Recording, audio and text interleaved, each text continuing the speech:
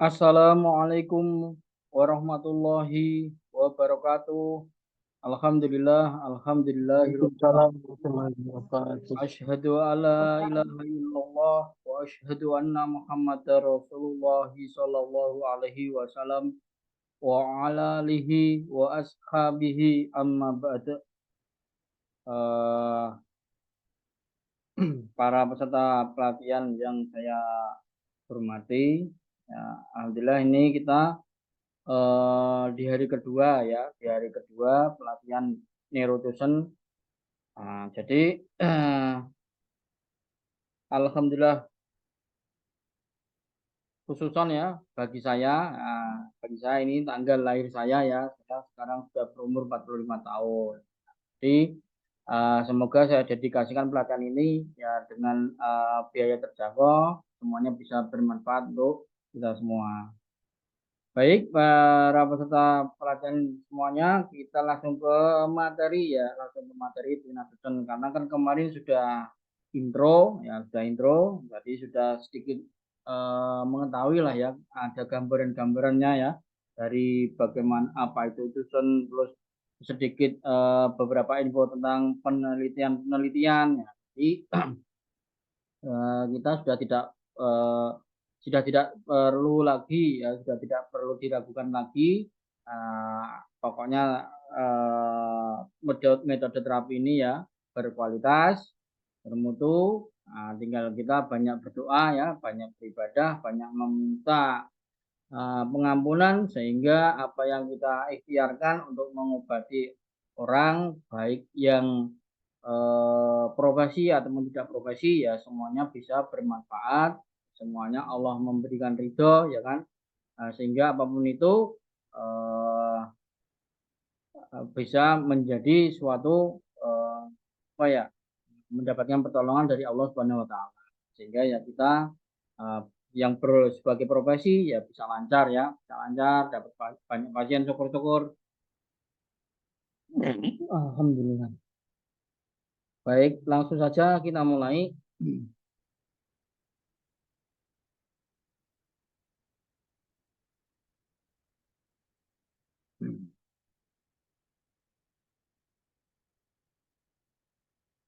Ya, langsung kita mulai.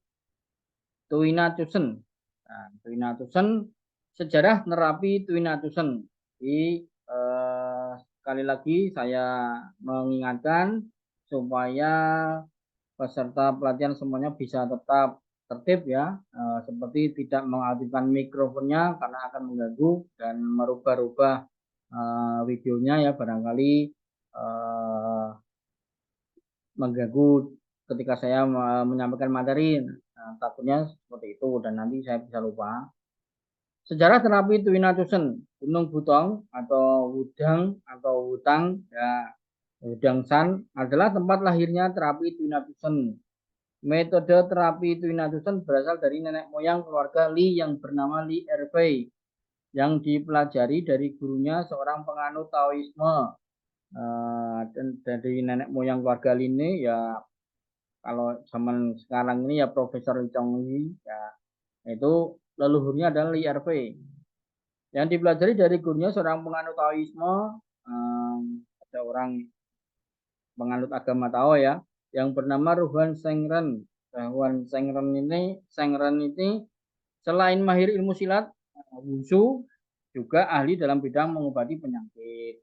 Jadi kalau kita melihat bagi kawan-kawan yang senang ya, hobi melihat film-film Cina, film kungfu tentunya, film-film Mandarin. Nah, itu pahlawan-pahlawannya di Cina itu kalau enggak ahli bela diri ya biasanya ahli mengobati. Nah, begitu ya. Jadi banyak ya cerita Wong Fei Hung, ahli bela diri, ahli kungfu juga bisa mengobati. Banyaklah saya beberapa tahu ya nama-nama yang terkenal ya, teman, tidak perlu disebutkan lah ya. Karena apa? Ya karena selain mengobati ya kita sendiri selain terapis ya praktisi ya kita harus bugar kan gitu. Bugar, badannya sehat. Nah, jadi pas ya macam. Jadi berbeda ya. Kalau dilihat di tempat kita itu ya karena sudah bukan murni praktisi pengobat, tapi memang ya namanya profesi ya, ya enggak masalah. Ada praktisi yang gedut, yang perutnya buncit, oh itu ada, iya kan? Ada praktisi ya mohon maaf ruko aja enggak bisa itu ada. Ya banyak macam lah ya. Kerjanya sebulan, liburnya seminggu karena badannya capean, badannya drop, badannya apa namanya sakit. Nah, kira-kira oke, ilmu pengobatan ini menggunakan potongan kayu yang dibentuk hingga menjadi alat yang cocok untuk menekan, menotok bagian tubuh yang sakit. Ini ceritanya dulunya seperti itu. Atas perintah Ruhan Sengren, pula, Li RV turun gunung untuk membangun keluarga dan dapat menolong lebih banyak orang menggunakan ilmu pengobatan Tuina Tusem. Jadi menurut Dewan Gurunya ini ya muridnya disuruh, sudah kamu nggak usah ikut saya lagi. Ya, jadi karena sudah tua ya, karena sudah tua mungkin pengen apa, pengen menyendiri, pengen meditasi, pengen apa ya moksa lah, pengen moksa kalau orang Jawa zaman dulu. Uh, Madeg Pandito Ratu, ya, baratnya seperti itu bahasa Jawanya ya. Nah, itu si Li RV ini disuruh turun gunung untuk membangun sebuah keluarga, punya anak cucu, punya anak istri, kemudian membuka praktek pengobatan. Gitu, kan. Ilmu pengobatan Tuwinatusan diturunkan dari satu generasi ke generasi penerusnya dalam keluarga Li. Jadi tidak ada dikasihkan ke orang lain selain keluarga itu tidak ada. Sampailah pada keturunan ke-16 dari Li Erwei, yaitu Profesor Li Chongyi, seorang pakar konsultan TCM di Chengdu University yang menekuni praktek TCM selama 60 tahun lebih. Beliaulah yang memulai mengembangkan metode pengobatan Tuina Tusen. Metode Tuina Tusen tidak tercantum dalam kitab-kitab klasik TCM karena proses penurunannya diturunkan secara rahasia dan hanya dilakukan secara verbal, tidak secara tertulis. Ya, berbeda ya. Kalau di akupunktur, ya, moksa busi, bekam, kaping, ya, itu ada teksnya, banyak ada teksnya ya. Nah, ada teksnya, tapi Tuina Tusan ini tidak ada teksnya, jadi cuma di sini di dalam otak saja, di dalam otak dihafalkan sama keturunannya keluarga Li RV itu kira-kira. Metode pengobatan Tuina Tusan metode pengobatan Tuina Tusan tidak tercatat ya. Konsep dasar Tuina Tusan. Konsep dasar Tuina Tusan kalau di intro kemarin kan sama ya, TCM ya. TCM salah satunya yang paling utama adalah konsep Pakua. Pakua adalah dalaman diagram atau simbol yang merupakan dasar sistem kosmogoni dan filsafat Tiongkok kuno. Dilihat dari asal katanya pa, bacanya pa ya. Ba itu bahasanya pa. Berarti 8, artinya 8. Sedangkan kua adalah trigram atau 3 garis. Setiap kua terdiri dari 3 simbol yao. Simbol yao melukiskan bentuk yin dan yang. Menurut sejarah orang pertama yang menemukan Pakua adalah Kaisar Fuxi yang hidup di 2800 tahun sebelum Masehi. Nah, ini ya sudah lama ya. Ya namanya sebelum Masehi itu kan Nabi Isa lahir. Nah, berarti 2800 tahun sebelum Nabi Isa itu di Cina itu orangnya sudah tertib. Nah, gitu kira-kira seperti itu.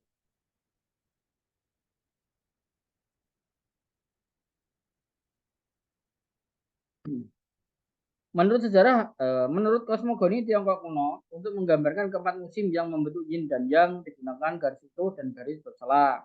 Kombinasi dari 4 garis utuh dan garis bersela merupakan lambang dari langit, angin, air, gunung, bumi, guntur, petir ya, api dan tanah.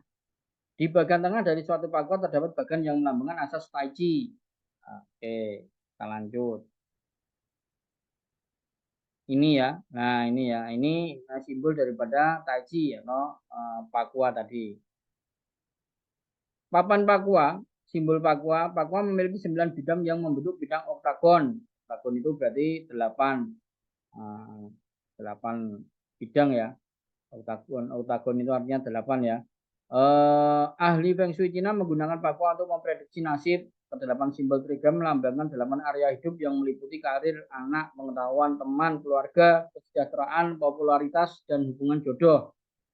Bidang ke-9 dari Papua terdapat pada bagian tengah oktagon yang dapat diartikan sebagai Anda atau hidup atau vitalitas. Nah, jadi bagian tengahnya itu adalah manusia, diri kita, atau suatu kehidupan, atau vitalitas, atau taiji. Nah, kita lihat gambarnya. Nah, kembali saya ingatkan, karena kita belum menggunakan Zoom Pro, jadi Zoom Pro-nya saya masih trouble ya, kita masih menggunakan Zoom yang gratis, jadi nanti setiap 40 menit itu kan mati, itu mati atau keluar atau terpental, para rekan-rekan semuanya nanti bisa langsung masuk ke link yang sudah diberikan di awal, sehingga bisa melanjutkan sesi Zoom meetingnya. Oke, simbolnya seperti ini. Kalau dilihat ada 8, nah ada 8 formasi ya kan, ada 8 formasi ya, seperti konsepnya daripada Twina seperti yang kemarin di intro itu ya, di intro.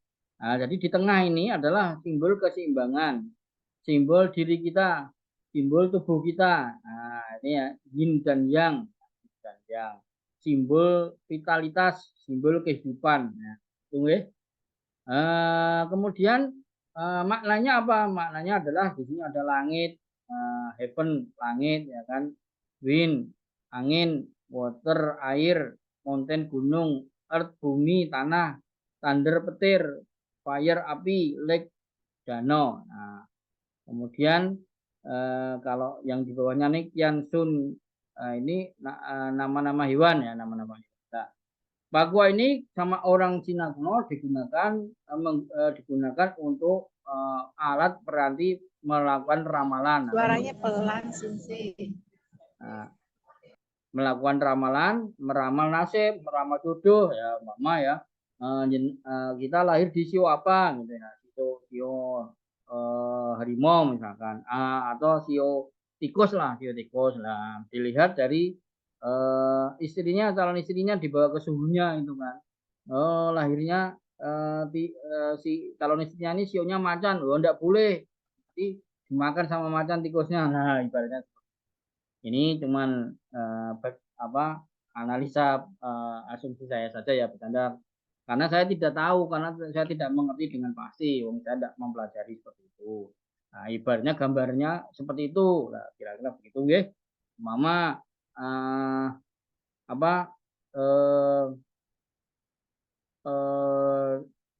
istilahnya si laki-laki ini itu cocok dengan api, sama seperti itu kan. Nah, istrinya itu lahir di apa ya namanya ya, saya dilupakan, air. Wah, nanti api bisa mati kena air, jadi tidak cocok, sama seperti itulah. Nah, ini sederhananya saja. Ada hikmah atau ada apa ya, ada falsafahnya ya di dalam logo ini. Nah, intinya kita sebagai manusia hidup kalau mau sehat ya, harus seimbang yin dan yang-nya. Ketika yin dan yang-nya tidak seimbang, maka akan sakit atau ada gangguan kesehatan. Kemudian sebagai manusia, sebagai tubuh kita, logo yin yang ini kita anggap sebagai tubuh, itu bisa untuk bisa hidup dengan baik itu harus selaras dengan alam ya, selaras dengan langit ya, selaras dengan bumi, seperti itu ya, selaras dengan tanah, ya, selaras dengan iklim, selaras dengan alam lah, konsep alam.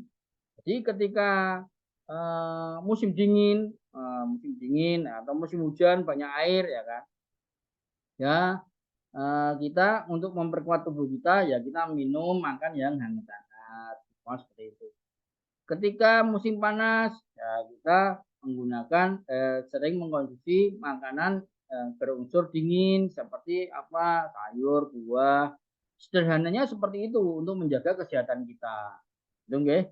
Jadi tidak mungkin ya musim panas makanya sate. Wah, nah ini bahaya ini tiba-tiba nanti roboh ya kan tiba-tiba tepar. Nah, gitu. Atau musim dingin kok minumnya es. Nah, umpama seperti itu tidak menjaga kesehatan. Nah, sehingga apa? Sehingga akan eh, merubah akan mempengaruhi yin dan yang di dalam tubuh kita atau kehidupan kita. Kira-kira seperti itu. Ada maksud tersembunyi atau ada falsafahnya di dalam logo ini agar kita tetap fit, tetap hidup, ya itu harus menjaga keseimbangan yin dan yang, dan selanjutnya adalah kita hidup selaras dengan alam, selaras dengan konsep alam, itu kira-kira ya. Nah, seumpama sederhananya seperti itu. Nah, baik. Kemudian dari yin dan yang, ini ya, ini konsep yin dan yang ini. Kemudian ada yang, ada yin. Itu melahirkan delapan kombinasi turunan. Nah, sehingga ada ilmu tersendiri ya, ilmu 8 trigram itu. Nah, jadi seumpama stroke, nah, stroke itu bisa 8 macam stroke-nya yang mana? Nah, umpama ada lagi yang ejakulasi dini. Ejakulasi dini ini sindromnya dari 8 trigram ini yang mana? Nah, itu nanti terapinya berbeda, herbalnya juga berbeda. Kira-kira seperti itu.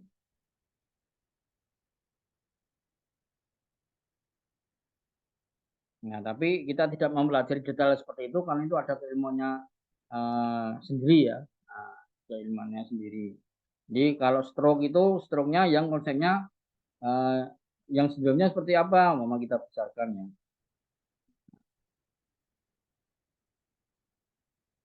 Nah, umpama kita besarkan seperti ini.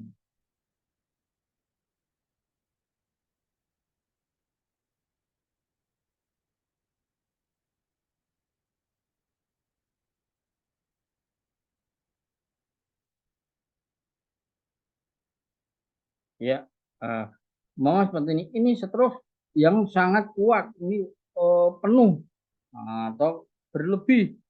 Nah, itu tentu berbeda dengan stroke yang kondisinya defisien. Nah, kalau ini kan ekses atau penuh. Nah, sedangkan di sini lemah.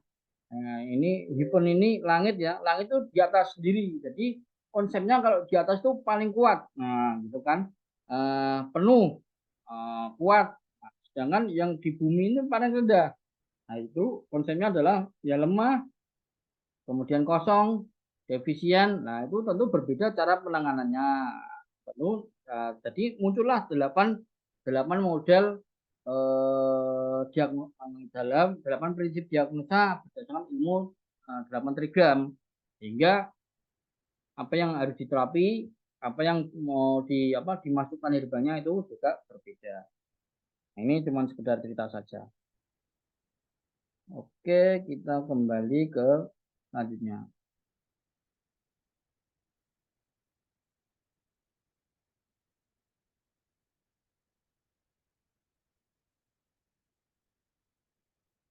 Namun semua itu konsep pemikirannya berasal dari kitab Huangdi Neqing,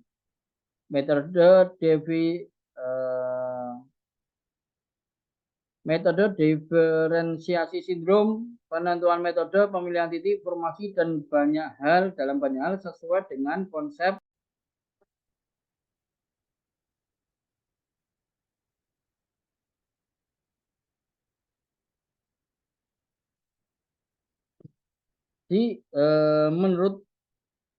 menurut Profesor Lee Chong Yi ya, yang hidup di zaman sekarang. Nah, itu ternyata konsep dasarnya berasal dari kitab Huang Binecing. Berarti ilmu Tuson ini ya sama dengan ilmu TCM, ilmu yang seperti ilmu akupunktur sama, seperti ilmu moksabusi sama gitu. Ceritanya begitu. Oleh Profesor Lee Chong Yi, ilmu tersebut diteliti secara ilmiah terhadap berbagai jenis penyakit seperti aterosklerosis, jantung koroner, sakit kepala, nyeri leher, nyeri pinggang, dan lain-lain.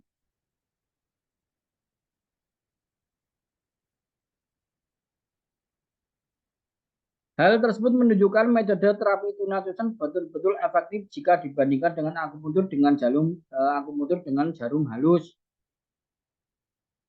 Ya, jadi kita harus tambah yakin, Jadi jangan minder. Nah, jadi ternyata kita itu sama akupunktur itu sama, cuman manusia sendiri yang membedakan. Manusia sendiri yang membedakan, yang mengelompokkan bahwa akupunktur itu keren, akupunktur itu hebat, akupunktur itu sarjana, begitu ya. Nah, kalau Susan itu ilmu apa itu tukang pijat atau apalah, kira-kira seperti itu. Manusianya yang salah, manusianya yang tidak benar hatinya, kira-kira seperti itu.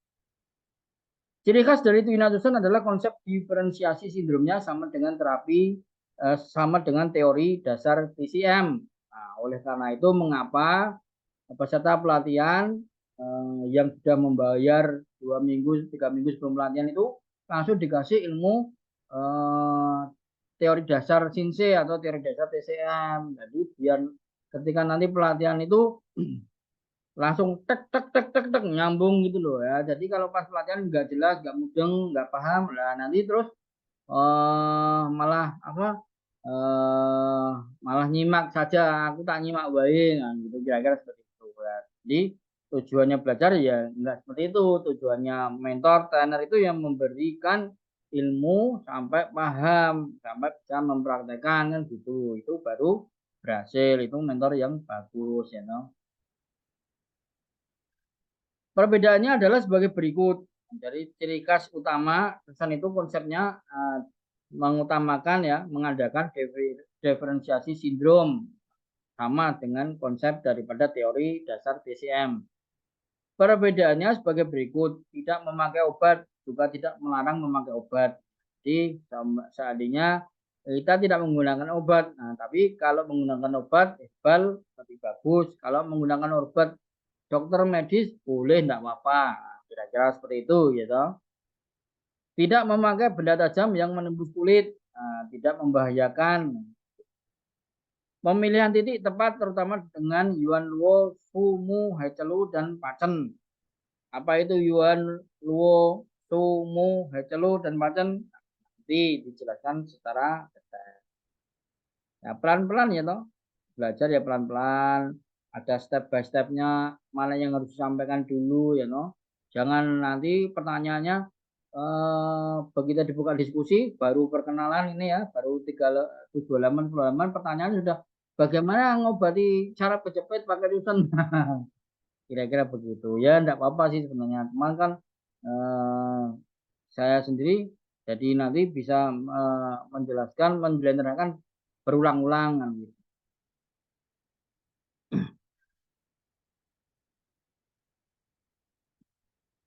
Selanjutnya adalah alat Tucson. Alat Tucson yang pertama adalah pertama struktur Tai Chi Tucson. Nah, struktur Tuina Tucson terbuat dari tanduk, kerbau, kayu keras, bermutu baik, batu giok, logam, dan lain-lain. Nah, sebenarnya boleh ya loh. Jenengan pakai kayu praktiknya tidak apa-apa, silakan. Jenengan pakai tanduk boleh, pakai batu giok, batu kristal, tidak apa-apa. Struktur Tuina Tucson dibagi 3 bagian, diantaranya adalah batang pena, pangkal pena, dan ujung pena. Di batang pena itu bagian yang dipegang. Ini ya, nah, ini yang dipegang. Nah, seperti itu. Nah, atau ini yang tengah, ini yang dipegang. Nah, pangkal pena atau ujung pena. Jadi ini kalau untuk nerapi ini ujungnya ya, kita anggap ujungnya. Dan ini pangkalnya. Jadi baik pangkal ataupun ujung sama, bisa digunakan untuk nerapi semuanya. Jenis dan ukuran Tucson pertama adalah 7 sinar. 7 sinar panjangnya 10,5 cm, satu ujungnya bulat pipih, umumnya untuk rotasi. Nah, ini ya. Nah, ini disebut tujuh sinar. Ini ujung pipih ini untuk rotasi dan ujung lainnya tujuh tonjolan tumpul umumnya untuk teknik pisah atur dan naik turun ataupun ketuk tekan. Nah, apa itu pisah atur, naik turun, dan ketuk tekan? Nanti dijelaskan detail di materi selanjutnya. Susun 5 bintang dan 3 bilah panjangnya 11,5 cm, satu ujungnya terdapat 3 tonjolan tumpul berderet, ujung lainnya terdapat 5 tonjolan. Nah, ini ya. Nah, ini kemudian ini ya yang disebut 5 tonjolan ini ya, 5 tonjolan. Oke.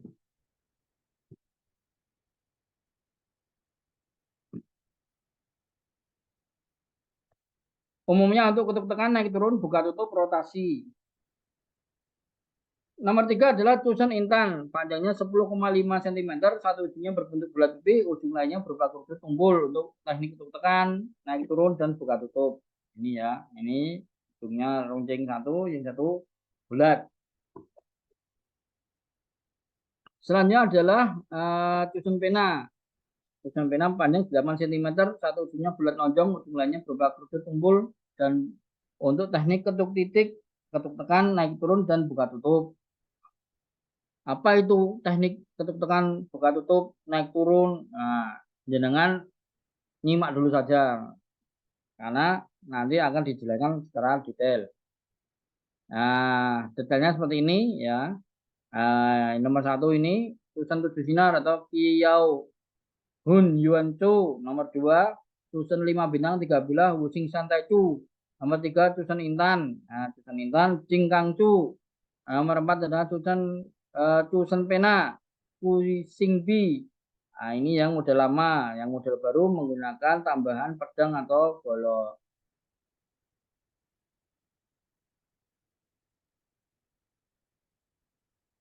Selanjutnya adalah teknik dasar manipulasi tusen. Teknik manipulasi tusen memadukan teknik massage, akupunktur tanpa jarum, guasa, dan daoying. Menggabungkan berbagai metode dari banyak penjuru. Taoying apa? Nah, intinya uh, uh, apa namanya? Suatu metode terapi yang kombinasi dari 3-4 terapi yang lain. Nah, 4 atau 5 ya terapi yang lain. Oke, kita belajar tekniknya ya. Kita belajar tekniknya. Pertama adalah ketuk tangan atau ketuk titik. Saat manipulasi, ujung alat tusen ditotokkan atau dipukulkan ke titik terapi secara berulang-ulang. Jika frekuensi cepat, kekuatan menotok kecil, kedalamannya dangkal, hasil rangsangannya kecil, nah, itu disebut tonifikasi. Jika frekuensi lambat, kekuatan tekanan besar, kedalamannya dalam, hasil rangsangannya besar, itu disebut sedasi atau melemahkan. Dilakukan sampai kulit kemerahan. Teknik ketuk tekan sangat cocok dengan alat tusen intan, tusen pena di bagian tubuh yang sempit seperti rensong, sausang, dan sangyang. Rensong, sausang, dan sangyang itu nama daripada akupoin atau titik-titik akupoin atau titik-titik akupunktur. Oke, bagaimana teknik ketuk tekan itu? Nah, saya akan memperagakan teknik ketuk tekan ya. Ketuk tekan itu begini. Seperti gerakannya seperti burung mematuk. Nah, ini teknik ketuk tekan. Kalau rapat, seperti ini ya. Tik tik tik tik tik tik tik tik tik tik tik tik. Nah, itu namanya tonifikasi. Tapi kalau keras, kencang, buk buk buk buk buk buk. Nah, ini namanya sedasi. Seperti itu ya. Nah, jadi harap diingat-ingat ya. Selanjutnya adalah teknik naik turun. Saat manipulasi, ujung alat bersentuhan dengan kulit pasien, lakukan gerakan ke atas, dorong naik dan ke bawah, mundur turun. Saat didorong, maka energi dan darah menuju ke atas. Saat mundur, maka energi dan darah menuju ke bawah. Cocok alat tusen intan, pena di bagian tubuh agak lebar seperti Huan Tiao, Feng Shi, dan Tusan Li. Naik turun. Oke, naik turun itu bagaimana? Naik turun itu begini. Coba menggunakan Peragaan naik turun itu begini. Nah, ini yang disebut teknik guasa ya. Nah, ini teknik guasa itu begini. Nah, ini nanti cepat cepat berwarna merah dengan menggunakan teknik guasa itu tadi.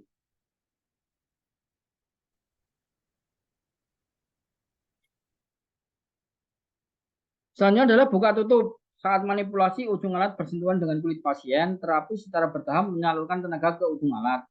Menekan ke bawah disebut membuka dengan tujuan agar energi dan darah menyebar ke semua arah.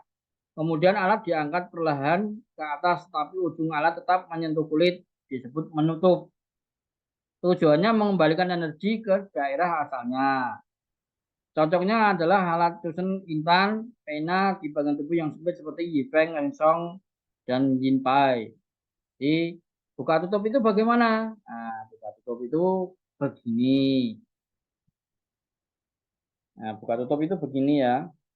Ini ditambahkan di titik apa namanya akupunturnya, terus ditekan. Nah, dilepas, tapi tidak diangkat. Nanti kalau diangkat namanya ketuk tekan. Nah, ini yang sering orang bingung. Nah, itu nanti rasanya beda. Ditusuk, buka, tutup, buka, tutup, buka, tutup. Nah, gitu kira-kira. Ditekan, lepas, tekan, lepas, tekan, lepas. Jangan diangkat ya. Tekan, lepas, tekan, lepas, tekan, lepas. Jangan diangkat begini. Nah, karena apa? Hal sepele seperti ini itu banyak ya di luaran itu yang membuat pelatihan trainernya aja enggak apa tidak bisa memahami tekniknya saja enggak memahami. Jadi tekniknya begini. Ini salah. Kalau kalau mau ketuk tekan, ketuk tekannya begini.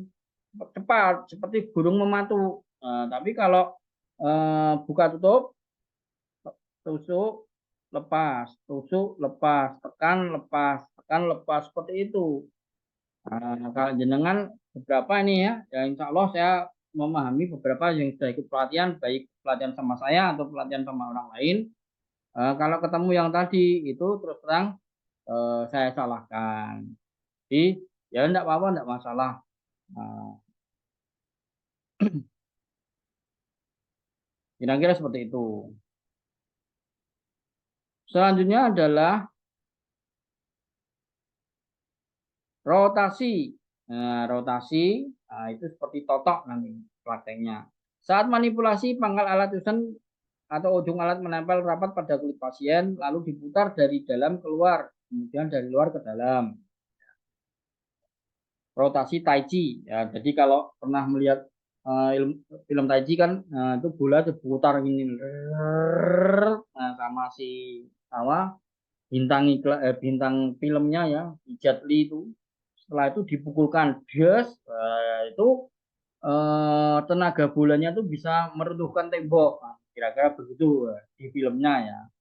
Nah, ternyata ada efeknya memang ada efeknya yang menambah kekuatan. Seperti itu. Dan itu ada ilmunya secara fisika. Gerakan apa namanya? Saya lupa. Sentrifugal atau apa? Saya lupa ya. Nah, Bapak seperti itu. Jadi kalau Bapak Ibu peserta pelatihan semuanya pernah melihat lempar lembing ya, lempar lembing atau lempar apa itu kan diputar-putar dulu. Satu, dua, tiga, empat, lima, enam, tujuh, sambil ancang-ancang baru dilemparkan 70 meter loh kan seperti itu. Coba kalau nggak diputar-putar, paling ya 30 meter, mama seperti itu, 40 meter, kira-kira begitu. Nah, jadi itu ada ilmunya. Makanya ketika pasien belum diapa-apakan ya, baru dirotasi aja itu tubuhnya itu sudah enak. Nah, yang ada sumbatan-sumbatan, ketahuan nyerinya, yang ada anginnya, bersendawa, begitu dirotasi perutnya atau punggungnya di daerah apa titik limpa lambungnya terus kentut. Nah, mama seperti itu. Daerah limpa lambung, usus, nah, pencernaan ya, kemudian kentut. Aku mau kentut, ya silahkan kentut. Nah, itu praktek klinisnya seperti itu. searah jarum jam ataupun berlawanan jarum jam. Tunggu ya. Jadi kalau searah jarum jam, gerakannya ke kanan itu melakukan tonifikasi. Ya, tapi kalau gerakannya berlawanan dengan arah jarum jam, iya ke kiri, ke kiri itu namanya sedasi. Gerakannya sama melingkar. Manipulasi yang berbeda disesuaikan bagian tubuh yang dirangsang, titik 8 informasi dan rotasi taiji, head dulu dengan rotasi atas bawah, titik akupuntur dengan rotasi kiri kanan. Nah,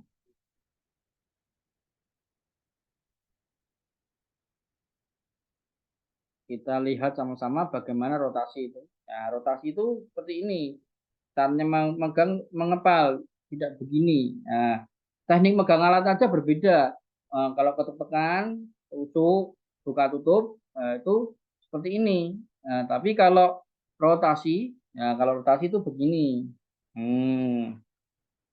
Ke kiri atau ke kanan, tergantung apa namanya, atau ke kanan dan ke kiri boleh gantian ya, ke kanan 10 kali, ke kiri 10 kali ya, mau seperti itu. Ini kan ke kanan nih, ke kanan terus dibalik ke kiri ya, itu mau seperti ini ya, kanan ke kiri, mau seperti ini ya, dibolak-balik boleh, nggak apa-apa.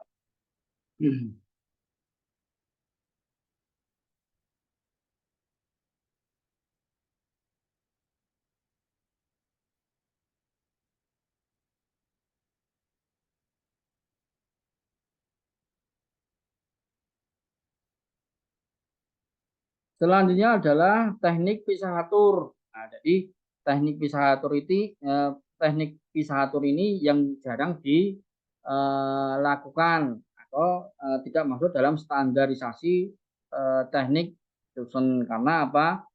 Seringnya digunakan untuk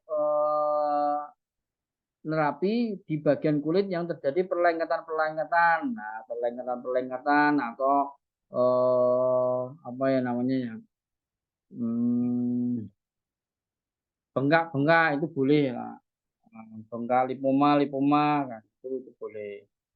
Di pisahatur saat manipulasi pangkal alat tusan dan ujung alat menempel rapat pada kulit pasien. Lakukan gerakan memisahkan atau mendorong ke kiri dan ke kanan itu disebut memisah. Sedangkan gerakan mendorong maju mundur ke atas dan ke bawah itu disebut mengatur. Teknik ini disebut teknik memisah urat dan mengatur energi, umumnya untuk titik 8 informasi dan titik hidelu serta titik di area yang terlalu lebar.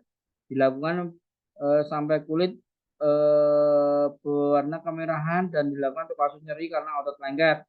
Nah, perlengketan itu ya. Otot lengket itu perlengketan itu eh, apa ya? Nah, kalau dalam medis, ya intinya perlengketan lah ya. Perlengketan itu ya nanti kelihatan kok tiba-tiba kulitnya itu ototnya kok nggak halus ada gerunjalan, nah itu ada muncul muncul lebih daripada otot standarnya, kemudian seperti ada gumpalan gerunjalan gitu, nah itu namanya perlengketan. Bisa dorong ke kiri dan ke kanan atau dorong dari atas ke bawah, cocok untuk alat tulisan tujuh sinar. Nah, ini tekniknya. Nah, ini begini tekniknya. Ini ditekan tapi apa namanya, tidak ditekan tetap menempel, gerakannya begini. Ya, gerakannya begini. Nah, atau ke atas. Nah, ini kalau dilakukan di area tulang belakang, nah itu eh,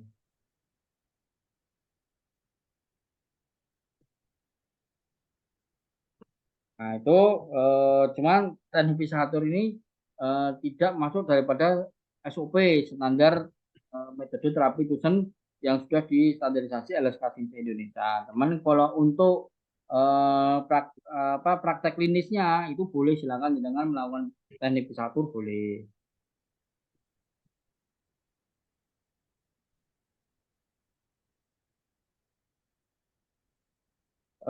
Ada pertanyaan ya di teks untuk rotasi ke kanan dari ke kanan kan sedasi, ke kanan itu saraf jarum jam Pak, itu tonifikasi. Kalau ke kiri berlawan jarum jam itu sedasi.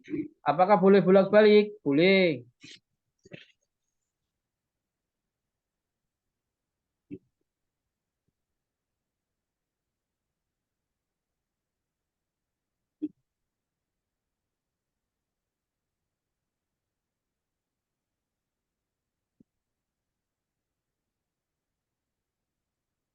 Ada yang mau bertanya dulu barangkali? Sebentar 5 menit. Mau bertanya Sinsi, kalau misalkan Ya. mencret ya atau diare itu arahnya itu pengobatannya sedasi atau tonifikasi ya? Saya bingung-bingung gitu. Misalkan penyakit apa ini harus sedasi, penyakit apa? Oh ini harus apa tonifikasi. Ngebedainnya itu gimana ya? Apa nanti misalkan kalau kita salah ya dengan menambah sedasi berarti kan dia mengurangi ya. Benar dia tambah Ya. lemah gitu. Ya. Ataupun misalkan ini penyakitnya kuat ditambah kuat apa tambah kuat gitu. Saya bingung-bingungnya di situ gitu. Oh iya. Yang tanya siapa ini? Bu Nur Laili. Iya, iya. Iya, Sinsi. Oke. Saran saja ya, kalau bertanya sebut nama ya, biar saya kenal panjenengan semua, maksudnya seperti itu. Kan dari beberapa orang ini saya masih banyak yang tidak kenal juga kan. Baik, Ibu, nggak usah bingung ya. Jadi nanti di teknik Tusen itu ada yang disebut teknik Ping Pu Ping Se. Maksudnya apa? Teknik netral. Teknik netral itu ya setengah ditonifikasi, nanti setengah disedasi. Itu boleh dilakukan. Nanti ada materinya. Detail pokoknya. Nggak tahu kalau di tempat lain diajarkan apa tidak. Jadi teknik Ping Pu Ping Se itu dipraktekkan oleh praktisi Wina Tusen. Karena yaitu tadi untuk lebih netral, untuk menghindari kesalahan fatal yang terjadi apabila yang pasiennya sindromnya lemah, defisien tapi malah dilemahkan. Jadi sehingga menambah parah. Atau pasien yang sindromnya kuat, penuh, malah dikuatkan, tidak dilemahkan. Nah, akhirnya tambah parah, tambah menjadi-jadi kan gitu. Kira-kira seperti itu. Nah, bagaimana caranya?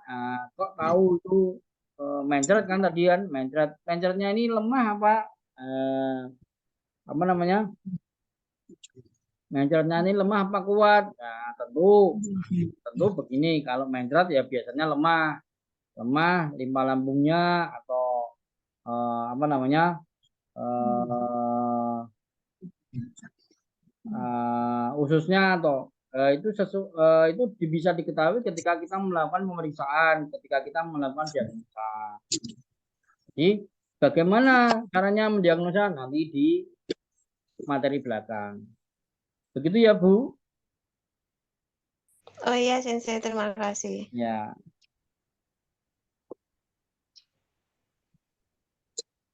Cukup? Lanjut?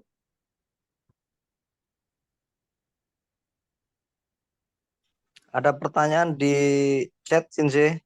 Ya, masing-masing butuh waktu berapa menit. Kalau sesuai SOP, kalau sesuai SOP, masing-masing setiap satu titik itu butuh waktu 25 menitan atau 30 menit. Atau paling cepatnya ya 20.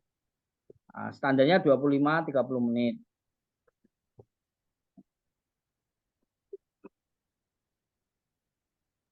Oh, mau tanya lagi. Ini waktu yang sesi pertama itu kan katanya aterosklerosis ya lebih efektif dengan metode ini ya Tuina Juzen ya pijat itu maksudnya ya Ya. dibandingkan dengan akupuntur.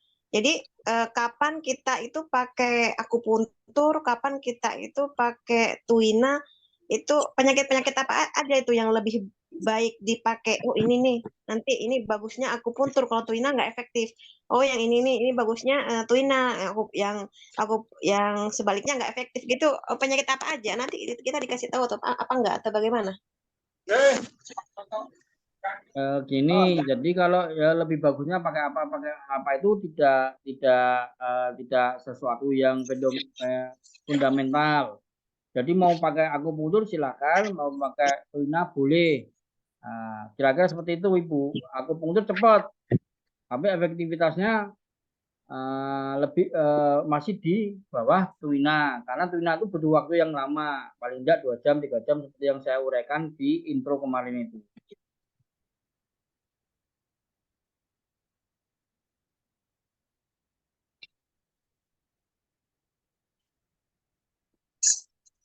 Jadi kalau stroke itu bagusnya pakai apa ya? Maksudnya bagusan pakai ini tuina tuina Chuzen apa harus lebih bagusan pakai akupuntur gitu atau Ya, bagaimana? jadi secara berdasarkan pengalaman klinis, tentunya kalau praktisi Tusen mengatakan bagus pakai Tusen karena setiap harinya melakukannya itu. Dia kalau melakukan akupuntur perasaan kok lama dan progresnya kurang, nah, gitu Bu. Tapi kalau kita yang ditanya praktisi akupuntur bagus akupuntur, akupuntur itu punya Tung, punya YNSA, punya Xiao Sunfa dan segala macamnya. Nah itu ya tidak bisa dipandang sama di gebiah kan gitu kira-kira. Ya, tergantung keterampilan itu yang sering diasah yang mana kan gitu. Nah, terlebih lagi ini masalah sakit mencari kesembuhan. Tentunya kesembuhan itu hanya hak prerogatifnya Tuhan Yang Maha Esa. Tentunya ya seandainya tidak diakupuntur, tidak ditusen pun, kalau Allah ridho, cuman kita tepuk-tepuk saja ya, karena tidak bawa alat tusen kemudian ditepuk-tepuk begini. Mama seperti itu kok, alhamdulillah ya. Secara kebetulan kok sembuh ya, nggak masalah. Bisa saja terjadi seperti itu. Jadi jangan membebani pikiran kita dengan mencari-cari pilihan, mencari-cari perbandingan. Nah, itu kira-kira ya Ibu ya.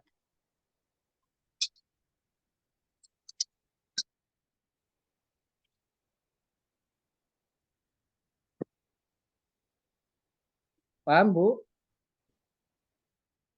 Iya, paham insya Allah. Nah, pokoknya jenengan Maaf itu Ibu sudah belajar akupunktur. ya. Alhamdulillah sudah Sensei. Ya, oke. Nah, nanti kan belajar tulisan sering dipraktekkan saja. Nah, nanti Ibu berdasarkan pengalaman klinis Ibu sendiri, nanti Ibu bisa menentukan bagusnya pakai yang mana, baiknya pakai yang mana. Cuman kalau pengalaman saya, kalau untuk orang tua, apa namanya, orang tua ataupun pasien-pasien diabetes yang otot dan kulitnya itu sudah tidak ada atau menyusut itu Susun kurang bagus karena kan mainnya di otot. Nah, tentu modal yang baik ya akupunktur kan gitu. Oh gitu ya. Ya kalau orang sudah sepuh, sudah tua 70 tahun kan tinggal tulang dan kulit umpama seperti itu, atau pasien-pasien yang punya gangguan apa itu gula ya, gula darah gulanya tinggi atau diabetes, itu kan sama badannya tinggal tulang sama kulit saja. Nah itu kan tentu kalau dilakukan akupuntur dengan ketuk tekan, nah nanti bisa gludak gitu. Jadi logam ini berbenturan dengan tulangnya, kotak, nah, gitu. Nah tentu Oh. kalau ketemu pasien yang seperti itu bagus pakai jarum Ini untuk anak-anak bayi bisa ya? Maksudnya semua usia gitu sampai kecuali yang tua tadi ya? bisa. Oke. Sensei boleh tanya Sensei? Ya. Iya. Saya Pak Purnomo. Sensei, untuk pengaplikasiannya bagi penderita stroke hemorrhagic apa bisa diperlakukan untuk dengan Tuina Sunchen? Sensei, makasih. Ya. Bisa Pak. Kemarin kan di intro sudah dijelaskan melakukan berbagai macam penelitian dari orang stroke ataupun iskemia ataupun sakit kepala, vertigo, migrain, semuanya itu efektivitasnya lebih bagus pakai Tuinatusen daripada akupunktur.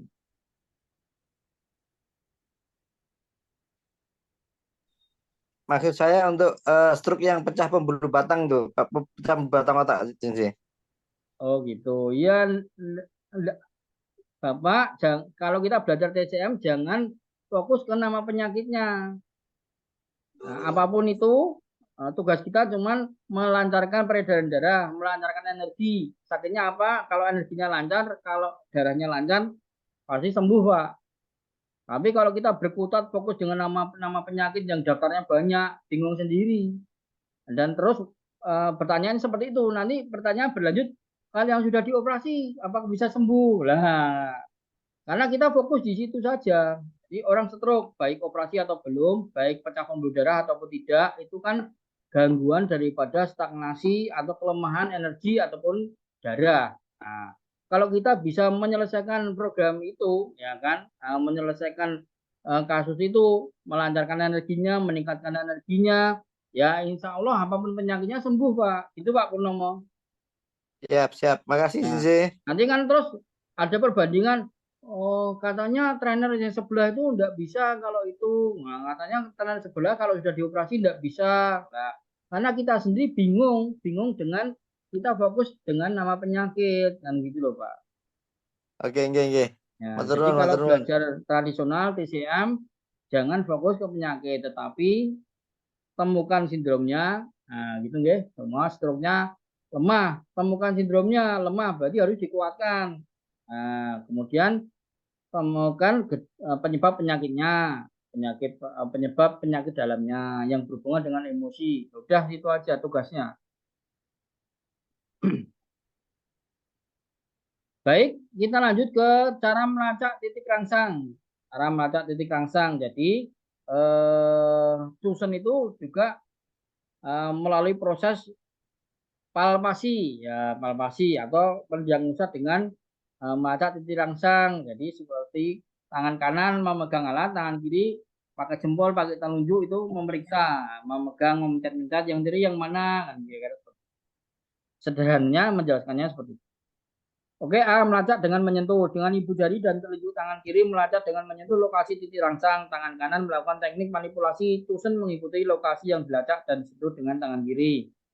Cocok dengan alat Tusen 7 sinar 5 bintang 3 bilah dan melakukan pisahatur rotasi pada titik 8 formasi dan hetelo pada titik 8 formasi hetelo dan lain-lain. Melacak dengan tekanan jari. Nah, dengan ujung ibu jari, tangan kiri melacak dengan menekan di samping titik yang dirangsang. Tangan kanan memegang alat Tusen yang menempel pada ibu jari. Tangan kiri untuk melakukan teknik manipulasi. Nah, jadi cocok dengan alat Tusen pena dan teknik ketuk tekan pada titik refleksi ataupun titik akupuntur seperti Sanxiang, Rensong, dan Pai Hui.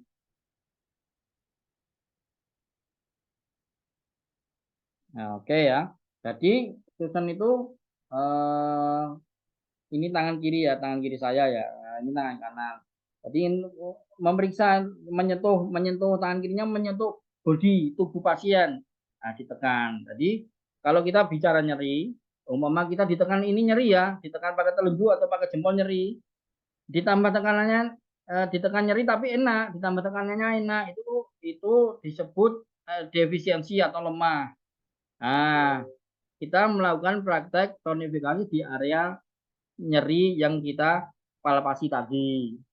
Tapi kalau ditekan nyeri, ditambah tekanannya tambah nyeri, ditambah tekanannya lagi tambah nyeri, itu namanya penuh atau excess atau kuat. Nah, itu prakteknya kita menggunakan manipulasi tonifik sedasi, jadi dilemahkan. Nah, begitu kira-kira. Nah, fungsinya itu melakukan palpasi atau melacak titik rangsang untuk bisa menemukan titik nyerinya dan kita bisa mengetahui sindromnya atau polanya dari nyerinya itu apakah defisien, apakah excess, apakah lemah, apakah kuat. Ya, kalau lemah dikuatkan atau ditonifikasi, kalau kuat atau penuh dilemahkan. Ya, jadi biar tidak salah, ya kan. Nah, nanti kan ada nyeri habis diterapi kok malah nggak bisa gerak tangannya kan ada itu cerita-cerita seperti itu di luaran ya tentunya seperti itu. Lanjut aspek-aspek dalam teknik manipulasi. Dalam melakukan teknik manipulasi alat tulisan harus diperhatikan jarak alat dari tubuh, sudut alat dengan permukaan tubuh, keras dan lemah rangsangannya, lambat atau cepat rangsangan dalam melakukan teknik manipulasi untuk meningkatkan efek terapi dan menghindari lecetnya kulit. Untuk titik yang sama, bila jarak dari kulit, sudut, keras lemahnya, cepat lambatnya, manipulasinya berbeda, maka rasa yang menjalar ke dalam tubuh juga berbeda. Secara langsung mempengaruhi efek terapi dari Tusen. Nah, begitu nggih. Jadi rasa kuat dan lemah, cepat dan lambat, gerakan alatnya Tusen itu mempengaruhi efektivitas daripada terapi. Nah, jadi praktisi harus komunikasi sama pasien. Kalau sudah sakit cukup bisa ditahan, yaitu dilakukan terapi. Tapi kalau sakit banget sampai teriak-teriak, ya dikurangi, jangan dipaksakan. Nanti efek terapinya tidak ditemukan, tidak dicapai, malah menambah parah daripada sakitnya atau penyakitnya. Seperti itu. Jarak dari kulit. Pertama, jarak dari kulit, yaitu jarak ujung alat dari permukaan tubuh yang dirangsang ditentukan oleh bahan, alat, teknik manipulasi, lokasi yang dirangsang, dan kondisi fisik pasien. Bila alat terbuat dari bahan berat, fisik pasien lemah, area yang dirangsang sempit, maka jarak ujung alat dari permukaan tubuh harus lebih rendah. Sebaliknya, jika alat terbuat dari bahan yang ringan, fisik pasien gemuk, area yang dirangsang lebar, maka jarak ujung alat dari permukaan tubuh itu harus lebih rendah. Prinsip agar pasien merasa nyaman saat diterapi. Jadi gini ya, mama begini, ini kan berat nih. Nah ini udah cukup ini. Nah, ini udah cukup. Jangan dari sini. Nah, ini kan tekanannya tambah kenceng ya, sakit semua nanti. Nah, tapi kalau menggunakan alat yang ringan, ini tidak bisa kecil-kecil, ini nggak bisa, nggak ada kanan, sehingga efek atau rasa yang dirasakan pasien sama kan gitu kira-kira. Bisa paham tentang aspek jarak dari kulit? Semoga bisa paham. Kemudian sudut nomor 2 adalah sudut manipulasi, yaitu sudut yang dibentuk antara alat Tusen dan permukaan kulit yang dirangsang, ditentukan berdasarkan bagian tubuh yang dirangsang dan tujuan yang hendak dicapai terapis. Sudut manipulasi tegak, miring, dan berputar. Sudut tegak, sudut tegak, badan alat membentuk sudut tegak lurus 90 derajat dengan permukaan tubuh yang dirangsang. Cocok untuk sebagian besar titik refleksi atau titik akupuntur yang paling sering dipakai dalam praktek klinis. Kemudian sudut miring, badan alat membentuk 30 derajat sampai 45 derajat dengan permukaan tubuh yang dirangsang. Cocok untuk titik 8 di telapak tangan, kaki, dan telinga. Sudut berputar, badan alat tegak lurus dengan bagian tubuh yang dirangsang. Teknik manipulasi dengan gerakan rotasi atau berputar searah atau berlawanan arah dengan jarum jam. Contoh untuk area yang luas seperti lapangan formasi dan telu. Sudut berputar, sudut miring. Jadi sudut tegak itu begini ya, ini tegak artinya. Nah ini tegak. Kemudian sudut miring begini. Nah ini cocok untuk tangan. Tangan itu pakainya begini. Nah, rasa ini sama begini itu rasanya berbeda. Nah, gitu. Kemudian sudut berputar ya rotasi. Sudut berputar tegak ataupun miring. Itu akan mempengaruhi tekniknya, teknik terapi Tusen itu tadi. Baik, sebentar lagi kita putus ya. Nanti masuk ke ya kita lanjut ya.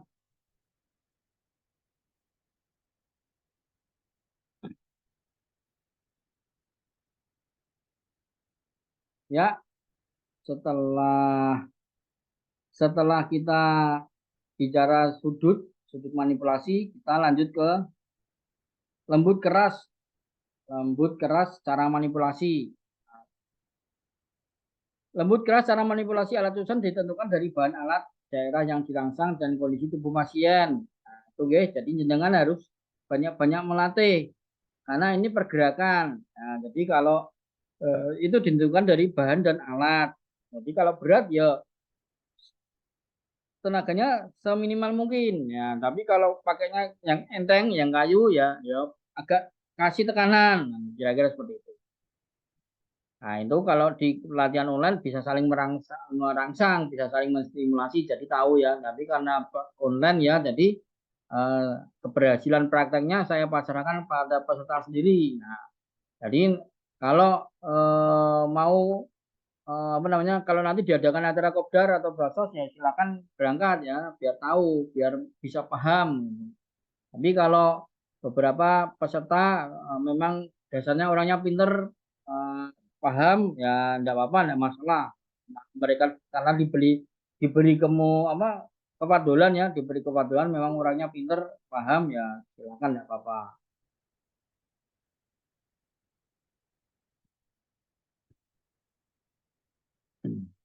Kemudian ketika merangsang tubuh bagian pinggang ya, nah, pinggang tentu atau pinggang atau dada tubuh lah ya, tentu berbeda dengan ketika melakukan tusukan daerah wajah.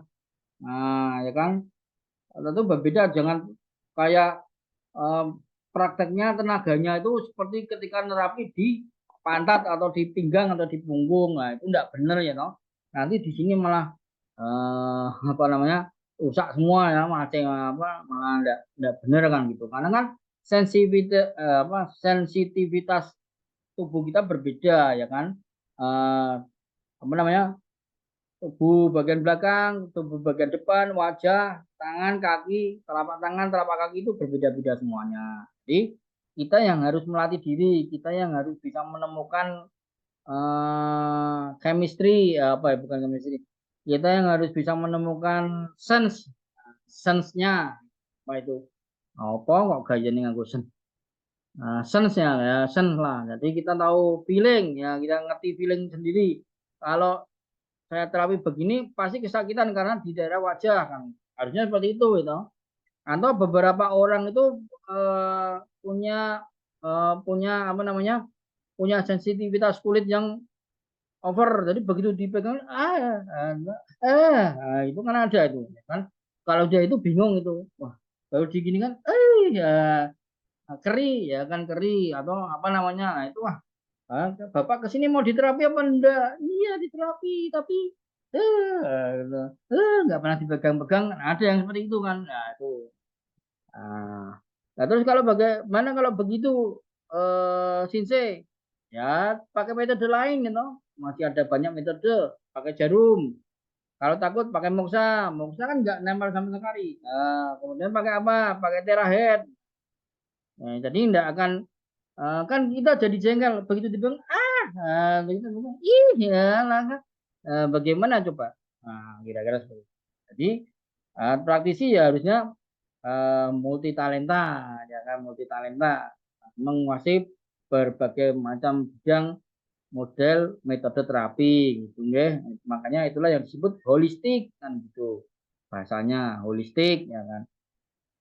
Ketemu pasien yang dipegang dipegang nah terus mau diapakan coba. Nah pakainya itu tadi sinar laser, terahead, pakai moksa, pakai moksa, udah beres selesai. Kira-kira seperti itu. Bila alat terbuat dari bahan ringan, fisik pasien gemuk, lokasi yang dirangsang berotot tebal, maka manipulasinya lebih keras. Bila alat terbuat dari bahan berat, fisiknya kurus lemah, lokasi yang dirangsang berotot tipis, maka manipulasinya lembut. Nah, perasaan ini digunakan gitu loh. Sense ini digunakan, feeling ini digunakan, nah, insting kita ini digunakan itu. Habis nerapi apa, sepasang suami istri, yang satu suaminya gemuk, bobotnya 80 ke atas, mau begitu ya kan. Nah, itu wah dia jiar dipenyak-penyak itu sampai sampai terasa dia sampai terasa nyeri sakit. Tuh. Nah, tapi begitu terus ganti nerapi istrinya yang BB-nya cuma 45 umpama seperti itu ya. 45 atau 5 di bawah 50 ya jangan eh, tekniknya, metodenya ya jangan seperti ketika nerapi suaminya ya kan, nanti terus istrinya kapok nggak mau diterapi kan gitu, kira-kira seperti itu. Nah itu perlu perlu jam terbangnya perlu ditingkatkan, jadi peserta pelatihan semuanya meningkatkan jam terbangnya ya, boleh ke keluarganya dulu, ke anak saudara, teman-teman pengajian, nah seperti itu ya. Nah kalau gratis gitu, kalau nggak berhasil kan nggak apa-apa, umrah bayar kok kan. Kita kan cuman mengasah keterampilan ya. Wah, di terapi nggak sembuh, mungkin diulang lagi. Mungkin kemarin nerapinya tenaganya kurang atau apalah ya. Toh belum bisa menemukan apakah yang harus disedasi, apakah harus ditonifikasi, seperti itu ya kan. Nah, itu kira-kira. Patokannya ialah bila lembut pasien merasakan rangsangan terapi susun tapi tidak merasakan rangsangan terlalu keras sehingga merasa kurang nyaman. Bila patokannya itu ya patokannya. Bila kita terapi dengan energi yang bisa kita rasakan pakai kayak gini kok sudah terasa. Ah, biasanya seperti itu. Aduh, mama seperti itu. Tapi masih bisa menahan, masih bisa nyaman, enggak apa-apa, silakan. Jangan terus, waduh, biung, pak gue, mama masih tambah sampai nangis-nangis sampai keluar air matanya. Nah, itu enggak benar itu namanya. Terapi enggak benar. Malah di video mbak cengar-cengir. Nah, mama seperti itu. Nah, itu kan enggak benar ya kan. Nah, itu sudah apa namanya? Sudah mengurangi humanisme. Humanisme. Nah, itu sudah tidak manusiawi lah, tidak kurang manusiawi, kurang kurang manusiawi ya toh.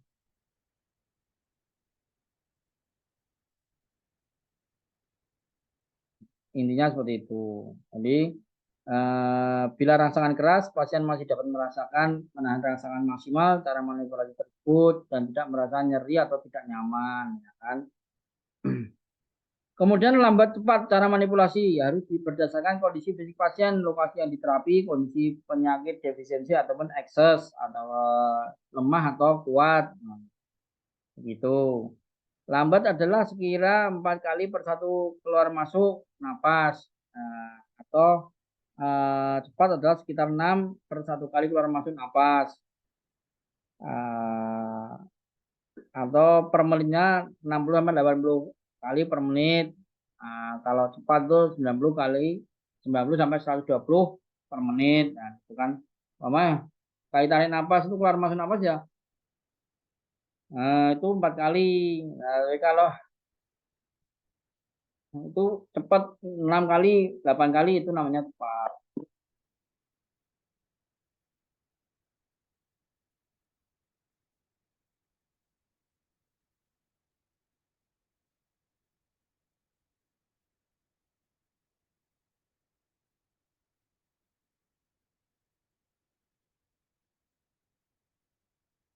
Secara klinis, jarak alat susun dari kulit sudut manipulasi lembut, keras, lembat, cepat, manipulasi harus disesuaikan dengan kondisi fisik pasien, perawakan, usia, lokasi rangsangan, dan kondisi penyakit. Ya, toh. Apakah defisien atau ekses, apakah orangnya gagah atau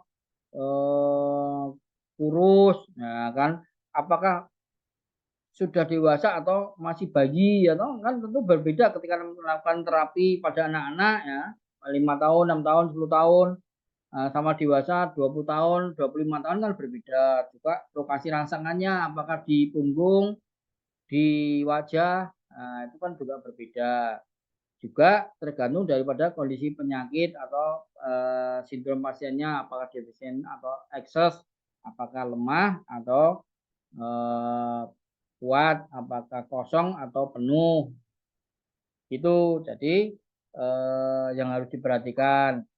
Pasien lansia atau anak kecil fisik lemah, sakit kronis dirangsang lembut, cepat dan dangkal. Nah, ini kuncinya ya, dirangsang lembut, cepat dan dangkal. Kalau dangkal itu berarti tonifikasi. Nah, cepat itu tonifikasi. Pasien muda, fisiknya bugar, energinya kuat, patogennya kuat, dirangsang keras, lambat dan dalam. Fisik yang lemah dirangsang lembut dan dangkal, fisik yang kekar, gemuk dirangsang dalam dan keras. Titik daerah kepala, dada, perut dirangsang lembut, titik daerah punggung, panggul, pinggul dirangsang keras. Sindrom lemah dirangsang lembut dan cepat, sindrom kuat dirangsang keras dan lambat. Lambat itu bagaimana? Lambat itu ya seperti yang sudah pernah saya sampaikan tadi. Kalau cepat ini tik tik tik tik tik tik tik. Nah, ini kalau lambat ya, begitu kira-kira seperti itu. Manipulasi yang benar ya. Tonifikasi yaitu manipulasinya ringan, cepat, dan dangkal. Sedangkan sedasi atau reduksi adalah manipulasinya berat, keras, lambat, dan dalam. Nah, ini apa namanya? Kisi-kisinya ya, ini kuncinya ya, kuncinya biar tidak salah ya, toh, biar tidak salah dalam melakukan terapi. Seperti itu kira-kira. Masih lama ini paling tidak 2-3 pertemuan ini. Ya, syukur-syukur bisa 2. Bagaimana? Ada yang mau ditanyakan tentang teknik dan yang materi yang sudah disampaikan? Biar kita tidak kaku ya. Kita buka diskusi saja. Kalau memang sudah pinter-pinter, sudah bisa memahami ya, ya langsung aja enggak apa-apa. Ini kan kita tawarkan. Oh, mau tanya lagi, Sensei. Ya, Kalau ini ada kontraindikasi nggak? Seperti akupuntur kan tidak boleh pada ibu hamil ya. Kalau ya ini ada nggak ada kontraindikasinya? nanti Ibu di apa di materi selanjutnya ada. Oh, oke.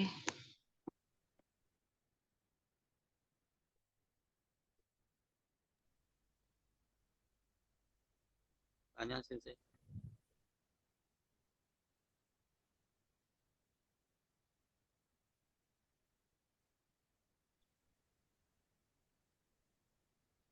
Ya, Pak Rahmat, reduksi itu sedasi atau melemahkan. Melemahkan. Jadi TCM itu materinya sampai sedetil seperti ini. Jadi tidak hanya sekedar nekan-nekan, notok-notok ya, atau pijat-pijat tidak, tapi itu ilmunya detail gitu. Mau tanya lagi, Sensei, boleh nggak? Ini Iya, kalau Bu. penyakit batuk sama pilek ya, pilek atau flu itu termasuk yang mana ya? Saya agak, soalnya penyakit-penyakit kan ini ya, beda-beda. Terus saya agak bingungnya di situ. Kayak batuk pilek itu gimana? Jangan bingung Ibu. Nah, Kan jadi sering gitu ya batuk pilek. Mm-mm. ya jadi gini, hidung, paru-paru itu adalah pertahanan pertama tubuh kita yang berhubungan dengan patogen dari luar. Ya, jadi kalau masih di luar itu biasanya pilek, hidungnya gatal, pilek, bersin-bersin. Tapi kalau patogen itu sudah lebih kuat masuk ke kerongkongan sampai tenggorokannya gatal. Nah, gitu ya. Nah, terus sampai pertahanan tubuh kita tidak kuat, tidak bisa menahan laju daripada serangan patogen, bablas ke paru-paru gitu, Bu. Nah, ke paru-paru nanti akhirnya batuk. Tuh, ada atau apa namanya? eh batuk, kemudian nanti sesak napas, asma dan segala macam seperti itu. Nah, terus apa yang ditanyakan maksudnya? Maksudnya itu kita harusnya tonifikasi apa sedasi gitu. Kalau Ya, batuk sama pilek gitu. ya tonifikasi, meningkatkan sistem kekebalan tubuh untuk melawan tadi Itu maksudnya. Kan katanya kita patogen. harus tahu ya, oh ini lemah jadi harus dikuatkan. Ini kuat berarti harus dilemahkan gitu. Kalau batuk pilek itu dia kuat apa lemah gitu. Ya gini, eh, sekali lagi harus diperiksa, sekali lagi harus diperiksa. Tapi secara ilmu sederhananya, ya dikuatkan tubuh kita sehingga bisa melawan patogen karena itu patogen. Tapi kalau tidak patogen, ya kita tidak tahu apakah ada apa namanya kelemahan organ, kelelahan energi apa eh, kelemahan energi atau kekurangan defisiensi umpama seperti itu ya itu lebih diperdalam, lebih didalami ketika melakukan diagnosa.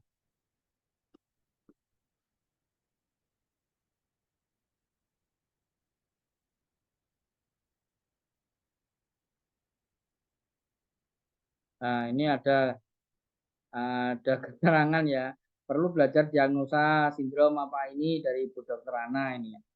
Jadi nggak bingung-bingung ini sedasi atau tonifikasi. Ya.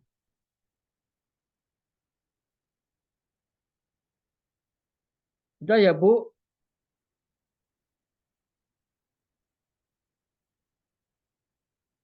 Lanjut Sensei. Oke. Selanjutnya adalah materi Deki dan Singsu dalam terapi Tusen. Nah, kalau selama ini kawan-kawan semuanya kan tahunya Teci ya. Teci itu ditusuk jarum ya kan. Tapi di Tusen itu kita juga mengenal Teci atau Deki. Teman bahasanya beda. Kita mengenalnya adalah Tusen Kanjing di sensasi Tusen. Dalam terapi Tusen, agar pasien merasakan rangsangan, Tusen digunakan berbagai teknik manipulasi yang disebut Singsu. Nah, Singsu itu menjalankan Tusen. Jadi Tusen itu digerakkan, Tusen itu dijalankan. Tidak bisa seperti pijat yang model jempol itu ditekan-tekan sudah satu titik itu tidak bisa, tapi Tusen itu bergerak. Seperti konsep daripada Tai Chi itu sendiri. Tai Chi itu kan bergerak itu. Jadi apa namanya? Kalau di praktisi bela diri, ya itu kan bergerak itu kayak tinju itu kan bergerak itu. Nah, itu untuk membuyarkan konsentrasi ataupun membuat lawan itu bingung dengan pergerakan kita. Sehingga kita susah untuk membaca arah pergerakannya apakah nanti mau nyerang atas, mau nyerang bawah. Nah, itu kalau praktisi bela diri ya. Karena ini di pengobatan ya, ya itulah kenapa efek Tusen lebih bagus, lebih baik daripada akupuntur menurut beberapa penelitian tentunya ya tidak bisa ditelan mentah ya, ditelan mentah. Jadi ada beberapa penelitian seperti itu karena itu tadi karena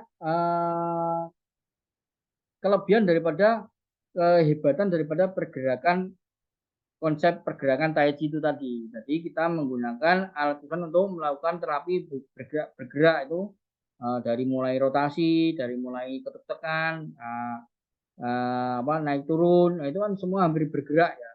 Kemudian buka tutup, nah, buka tutup itu yang tusuk-tusuk, buka tutup itu yang tusuk-tusuk itu yang disebut akupuntur tanpa jarum. Nah, efeknya coba nanti berapa yang merasakan sendiri itu seperti kayak disetrum, bahkan seperti ayak panas gitu. Padahal non invasif padahal.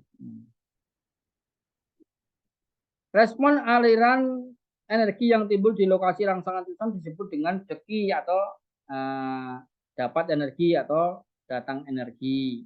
Atau disebut dengan Tusen ganjing, Tusen kanjing, atau disebut sensasi Tusen. Nah, jadi habis di Tusen itu terus badannya terasa hangat, atau kadang linu-linu, pegel-pegel atau bagaimana lah, yang mirip dengan penjelasan deki atau teji itu tadi. Pasien yang merasakan sensasi Tusen tersebut selain merasa deki di dalam akupunktur jarum, yaitu linu, baal, kencang, berat, dan lain-lain juga dapat timbul warna kemerahan di area kulit yang distimulasi dan rasa hangat setempat, serta merasa nyaman dan rileks. Kenapa? Karena berwarna kemerahan, sahnya keluar, racunnya keluar, jadi stagnasinya sudah keluar. Kemudian kenapa bisa hangat? Karena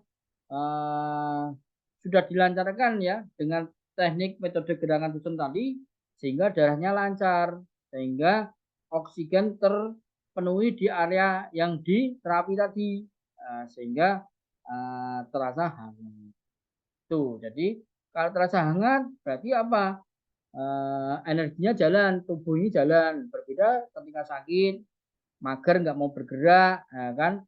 Apalagi dingin, sindromnya dingin ya sudah. Tapi begitu diterapi, orangnya terus bisa wajahnya itu bisa bagus, sinar matanya itu bisa seperti ada jiwanya, ada semangatnya, bisa ketawa, bisa senyum. Alhamdulillah badannya enak. Alhamdulillah nafasnya sudah plong, tabib, Pak Tabib atau Pak Sinse, kira-kira seperti itu. Jika deki terjadi cepat, efek terapi lebih baik. Jika deki lambat, efeknya akan berkurang. Sehingga bagaimana deki itu bisa tercapai, yaitu tadi kita memiliki sense, kita memiliki naluri, kita memiliki insting, apakah kita mau lembut atau keras, apakah kita mau dangkal atau dalam, apakah kita mau cepat atau lambat. Nah, itu ya. Jadi itu yang menentukan efek deki itu datang dengan cepat. Nah, jika tidak deki, jika tidak terjadi cusen ganjing, kemungkinan besar tidak berefek apapun. Ya, umpama nih peserta pelatihan ya, namanya masih pendatang baru atau boleh dibilang amatir ya, gerakannya tuh masih guyak-guyuk, masih utak-utuk, umpama seperti itu. Terus diketawain, wah di terapi ini tidak terasa kok, gitu umpama seperti ini. Ini pengalaman saja. Biasanya terus coba aku diterapi sama masternya, umpama seperti itu, sama gurunya, sama sifu, nah umpama seperti itu. Terus diterapi, loh, kok beda ya rasanya? Aduh, tadi tidak terasa, umpama seperti itu. Nah, itulah yang menentukan keberhasilan dari terapi Tusen, sehingga keberhasilannya bisa diukur dengan apakah sudah Tusen ganjing, apakah sudah deki, gitu nggih. Atau keberhasilan deki ataupun Tusen ganjing itu ditopang karena berbagai macam faktor teknik manipulasi yang digunakan.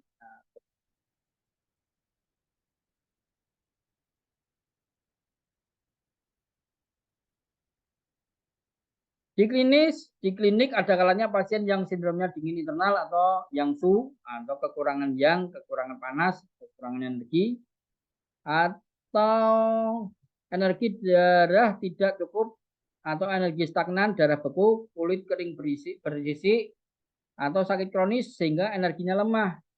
Tubuh kurus dan lemah menyebabkan energi meridian tidak mencukupi dan statis, sehingga setelah diterapi Tusen energi tidak datang, tidak mudah deki. Maka dapat dipertimbangkan teknik manipulasi lembut, keras, cepat, lembat, memperpanjang waktu terapi dan mempercepat datangnya deki tadi, atau mempercepat datangnya Ci di meridian. Itu nggih. Jadi biasanya kasusnya itu kalau orangnya sudah lemah banget, dingin internal atau yang su, benar-benar istilahnya drop lah. Nah, itu yang sedikit susah diterapi karena pasiennya sendiri kekurangan C, pasiennya sendiri tidak memiliki kecukupan C, sehingga C-nya nggak datang, sehingga tidak terjadi TG atau tidak terjadi deki atau tidak terjadi Tusen ganjing. Nah, oleh karena itu dipertimbangkan lagi manipulasi yang digunakan, apakah sudah benar, apakah tidak. Kemudian kalau perlu diperpanjang waktunya, yang tadinya standarnya 25 ya atau 30 bisa menjadi 45.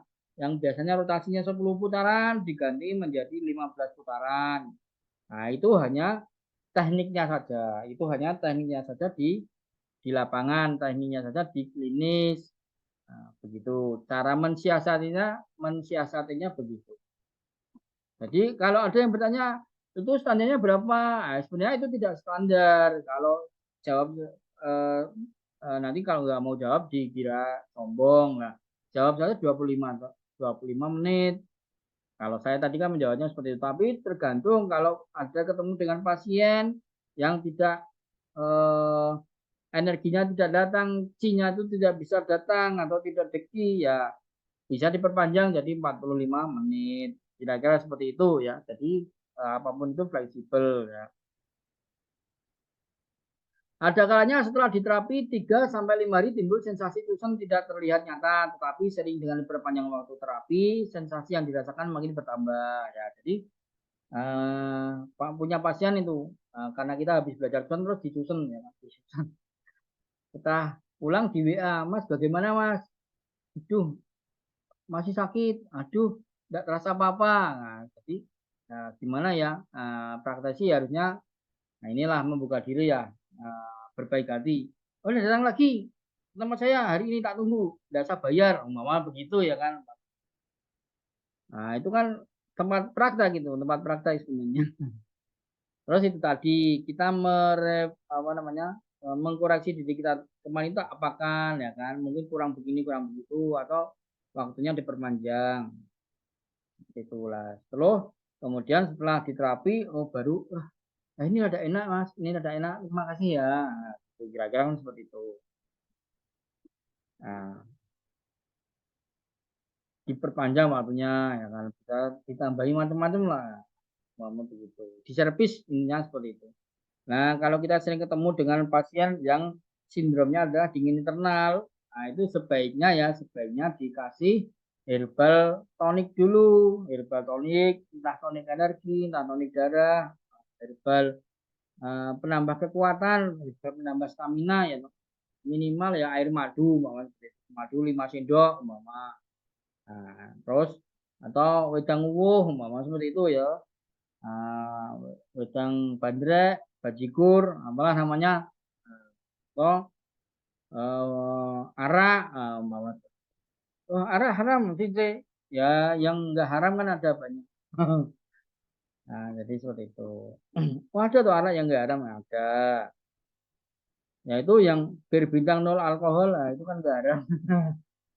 Nah, jadi biar panas, paling enggak perut itu ada menciptakan energi, sehingga ada modal energi untuk diterapi gitu. Kira-kira seperti itu ya. Kitab Lingsu Guaneng. Nah, jadi disebutkan jadi kalau yang namanya Huang Dinejing seperti yang diceritakan di awal tadi, Huang Dinejing itu adalah istilahnya kitab utama ya, kitab utama pengobatan Cina. Nah, itu ada dua macam, ada dua kitab, yang satu Lingsu, yang satu Sun.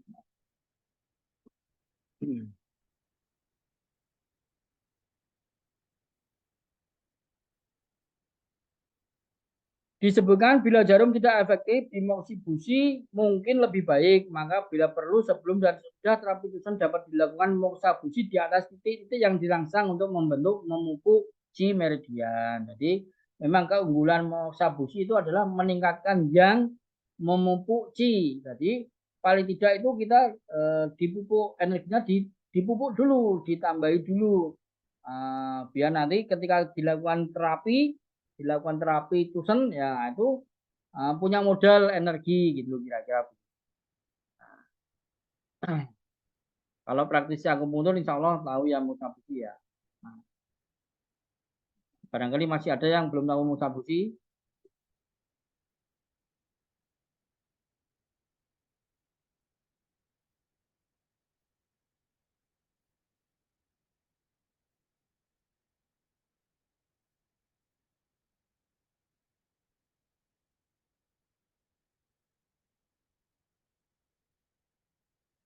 Selanjutnya adalah teknik manipulasi Puxie. Puxie, Pu, B itu dibaca Pu ya. Teknik memupuk dan mencahar atau Puxie. Pada manipulasi alat tulisan untuk memupuk yang lemah dan mencahar yang kokoh. Memupuk itu artinya mentonifikasi yang lemah dan mencahar atau melemahkan yang kokoh. Menolak patogen, menguatkan energi normal, mengatur mekanisme energi, dan menyeimbangkan yin dan yang dengan tujuan mencegah dan mengobati penyakit. Efeknya sama seperti Pu dan Xie dengan jarum akupunktur. Nomor 1 teknik Puxie dengan naik turun atau sengjiang. Pu setelah ujung alat menekan titik lalu didorong ke atas. Xie setelah ujung alat menekan titik lalu didorong ke bawah. Jadi naik turun kan tadi gini.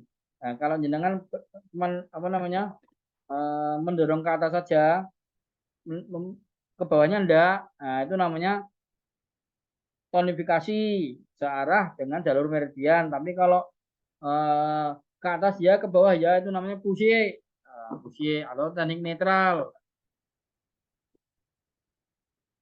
Teknik push dengan buka tutup atau kai hai. Ujung alat menekan titik dari dangkal ke dalam, tenaga diberikan bertahap, lakukan pusan ke bawah secara bertahap, mundurkan alat. C. Ujung alat menekan titik dari dalam ke dangkal. Tenaga dikurangi tiba-tiba angkat alat ke atas. Nah, itu kalau dibuka tutup itu ini pu, ini C-nya, ini pu, ini C-nya. Kemudian teknik push dengan searah atau melawan arah. U sesuai arah jalur meridian dan meridian Cisu Hetelu, manipulasi alat searah gerakan Taiji. Siap melawan arah jalur meridian atau peredaran Cisu Hetelu, manipulasi alat searah gerakan Taiji. Kalau untuk yang rotasi searah itu tonifikasi, berarti bergerak ke kanan. Sedasinya melawan arah jarum jam atau bergerak ke kiri.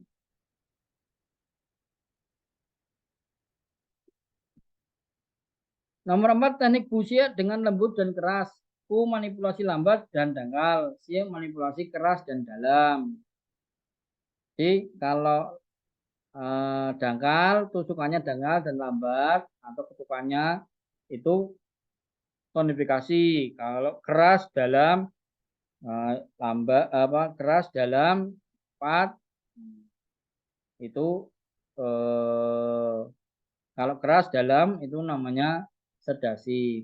Teknik push dengan lambat cepat, pu manipulasi cepat dan ringan, C keras dan lambat. Seperti itu. Kalau mau nomor 6-nya teknik netral atau ping pu ping C. Jadi boleh bergantian, boleh selang-seling, kira-kira seperti itu. Selang-seling tonifikasi, selang-seling sedasi atau reduksi atau purgasi ya. Bila manipulasi alat dalam hal lembut keras, cepat lambat bersifat moderat, sedang, atau dalam hal sesuai dengan melawan arah meridian naik turun buka tutup bersifat merata, disebut teknik pingpu pingsie. Teknik manipulasi busie dapat dilakukan sendiri, juga dapat dipadukan antara bu dan sie. Bu dimanipulasi secara ringan cepat, sedangkan sie dimanipulasi secara keras tapi lambat. Di dalam kitab Nanjing disebut busie jangan melebihi batas. Harus dilakukan secara fleksibel. C lama disicipi bu lama diselingi C. Maka di dalam buka terdapat tutup, di dalam naik terdapat turun. Sesuai dengan dinamika transformasi, sesuai dengan hukum keseimbangan alam. Hitung ya.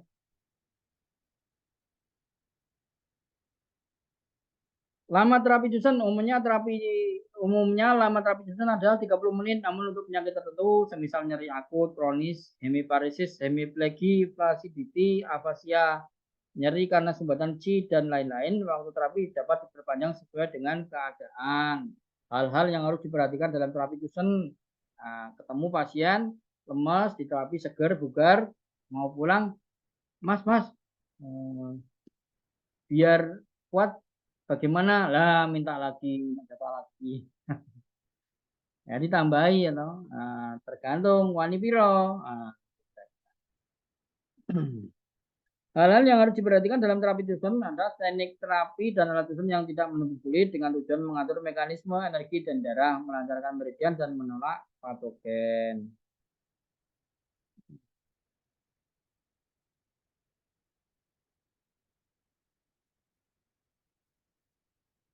Ada yang mau dipertanyakan? Waktunya. Mau tanya Sensei. Ya, silakan, Pak. Di dalam teknik terapi Johnson ini kan ada manipulasi baik keras atau lembut, cepat atau lambat. Ya. Bagi pemula mungkin, bagi pemula ya, mungkin setelah menerapi yang diterapi akan mengalami jarum gitu. Ya. Apakah mungkin itu terjadi, Sensei? Atau mungkin pengalaman Sensei waktu menjalankan itu pertama kali, apakah menemukan pasien yang jarum gitu? Kalau terjadi, bagaimana cara mengatasinya? Terima kasih, Sensei. Iya, ya. Jadi gini, Pak.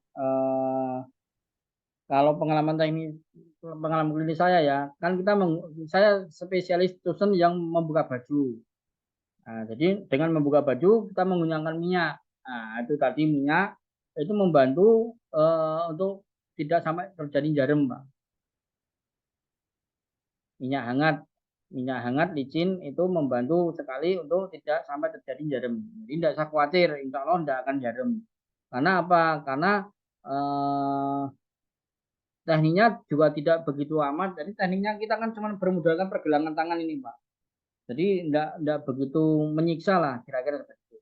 Dan tidak sampai terjadi melemahkan yang sangat fatal, itu tidak sampai terjadi, sehingga tidak sampai terjadi jarem. Itu Pak kira-kira. Ya, terima kasih Sensei penjelasannya. Ya.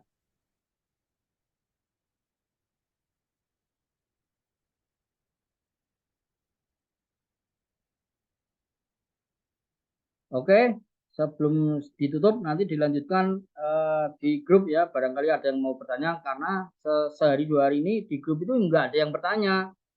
Kira-kira seperti itu. Ada tadi yang bertanya tidak saya jawab, belum saya jawab, saya hampir kelewatan. Bagaimana menentukan searah jarum jam itu tonifikasi apa? Pertanyaan siapa ya, lupa ya Pak ya, mohon maaf ya Pak. Berlawanan arah jarum jam itu sedasi. Nah, itu jadi gini Pak, kita semua ini kan pengobatan Cina itu kuat konsepnya dari alam Pak. Nah, jadi dari alam pun itu bergerak memutar ke searah jarum jam itu menguatkan. Jadi kalau Bapak praktisi bela diri atau tenaga dalam ya, tenaga dalam apa itu kan ada yang berjalan berputar-putar itu Pak. Nah, itu untuk menguatkan energi. Itu sudah hukum alamnya seperti itu Pak. Nah, bagaimana menemukan hukum alam itu? Ya, itu sudah berdasarkan kajian sejarah yang puluhan, ratusan, bahkan ribuan tahun.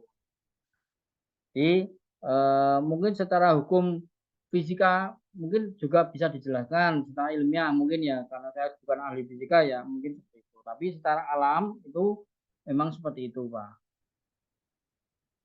Oke, saya kira pertemuan kali ini saya cukupi sekian dulu. Bisa dilanjut tanya jawabnya di grup. Kalau untuk kepala pada wanita yang berjilbab